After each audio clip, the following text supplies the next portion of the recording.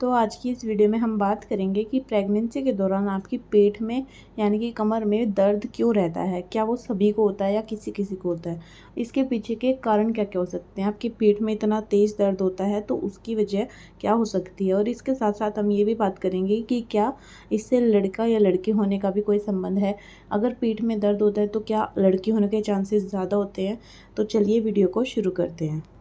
तो देखिए, प्रेगनेंसी में हर एक महिला के पेट में दर्द रहता ही है। किसी को कम होता है, किसी को ज़्यादा होता है।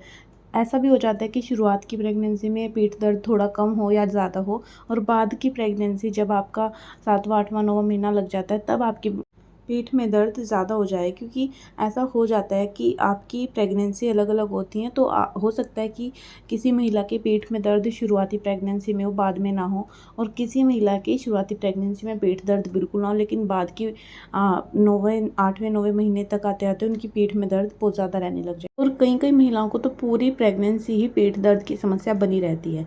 सबसे मेन कारण इसका ये होता है कि अगर आपके शरीर में कैल्शियम की कमी है तो आपकी पेट में दर्द रहेगा।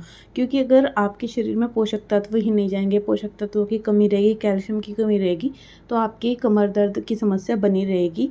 ऐसे ही तो क्योंकि बच्चा जब हमारे पेट में आता है तो वो हमारे शरीर से पोषक तत्वों को अपनी तरफ अपने अंदर खींचने लग जाता है। उसको पोषक तत्व चाहिए होते हैं तो वो सारे अपने बच्चे के शरीर में चले जाते हैं। इसलिए हमारे शरीर में कैल्शियम की, आयरन की, सब चीज़ों की कमी होनी शुरू हो जाती है धीरे धीरे प्रेगनेंसी जैसे आगे बढ़ती है वैसे वैसे। तो इसके लिए हमें आपकी जो कैल्शियम की पूर्ति होती है वो करनी ज़रूरी होती है, तभी आपकी कमर दर्द की समस्या दूर होगी। अगर आपकी कैल्शियम की कमी हट जाएगी तो आपको कमर दर्द बिल्कुल नहीं रहेगा और आपकी ये समस्या बिल्कुल ख़त्म हो जाएगी। दूसरा कारण इसका ये होता है कि जैसे जैसे आपकी प्रेगनेंसी आगे बढ़ती है वैसे वैसे आपका गर्भाशय आगे बढ़ना शुरू हो जाता है।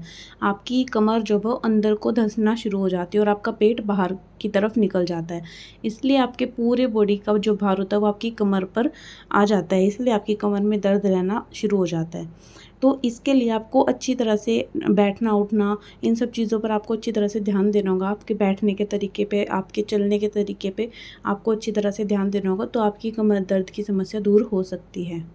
इसके अलावा अगर आप बहुत लंबे टाइम तक एक जगह पर खड़ी रहती हैं तो भी आपकी कमर दर्द शुरू हो जाती है। क्योंकि आपको प्रेगनेंसी में थोड़ी थोड़ी देर में आराम करने की ज़रूरत होती है। आप थोड़ा सा काम करने के बाद थोड़ी देर के लिए लेट जाएं और आप ज़्यादा लंबे समय तक खड़े रहेंगे तो आपकी कमर दर्द ऐसी ही बनी रहेगी। इसलिए आपको थोड़ा सा काम करना है, थोड़ी देर फिर आराम करना है, फिर बाकी का काम कर लेना, फिर आराम करना है।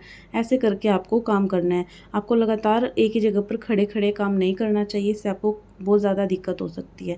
इसके अलावा जब बच्चा आपका हेड डाउन पोजीशन में आ जाता है, अपना सिर नीचे कर लेता है, तो क्या होता है कि आपकी कमर की जो मांसपेशियाँ होती है वो खुलना शुरू हो जाती हैं।